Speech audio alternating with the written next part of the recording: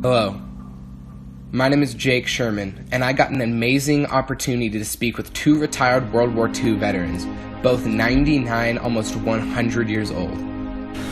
My name is Max Landon, and I was in the Army, for 4 years in World War II and 2 years during the Korean War. I'm Paul Phillips. I was in the Army, and I was in the Army for 43 years.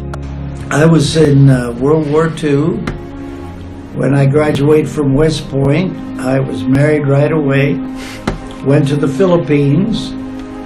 So I was at the very beginning of war overseas, and I was still over there when it ended. I was a Japanese prisoner captured in the Philippines for 39 months. Although Max had an extraordinary story as a first lieutenant and was a major part of his amphibian unit, he will not be the main focus of our journey. During World War II, upwards of 93,941 Americans were reported to have been taken prisoner of war, 15,000 of which were taken by Japan, one of them sadly being General Paul Phillips. 4 out of 10 Americans tragically died from abuse or starvation while being a prisoner. Paul also went into tragic detail on how men would sometimes take ropes that they would find in the fields and take their lives because they couldn't deal with being a prisoner and simply lost all hope. These were all American men who had a wife, kids, and a reason to go home, never to be seen again.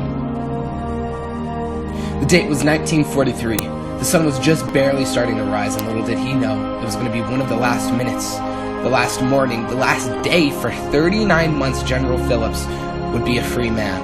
The Japanese invaded the island I was on in the Philippines, Mindanao. That's the second largest island. It's the southernmost island in the Philippines of any size. And they overran us, and we had to surrender. The men were worked incredibly hard for hours upon hours, usually only receiving 2 meals a day, and on a very good day, 3. We worked hard most of the time. We had to work in the rice fields, acted like coolies. We got up at sunrise, had breakfast of rice, rode a train out to the rice fields, stood in mud up to almost our knees every day, either planting or weeding, preparing the fields, harvesting the rice. But one fateful day, an event took place that saved so many men, including Paul.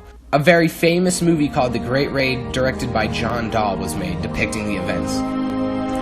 Well, the first thing that happened, and this was in August of 1945, an OSS group of Americans, that's the Office of Strategic Services, parachuted into our camp. There were 6 of them, and the Russians came in the next day in large force. And the next day after that, the B-29s came over, dropping food all over the countryside. And so for the first time, we got a good meal. Unfortunately for Paul, the camp was not the end of the suffering. Paul contracted an awful disease from the rice fields, but I'll let him tell you about it. Let me tell you what I had to do. So I had to be rehabilitated, and I had a terrible disease that I caught in the rice paddies called schistosomiasis. And that took about 8 months to get over.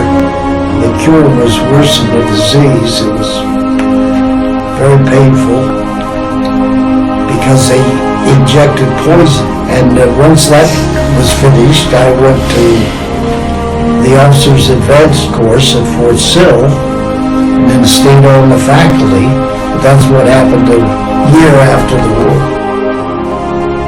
Through all of Paul's fighting, he was finally a free and a healthy man, able to live his life the way that he wanted to.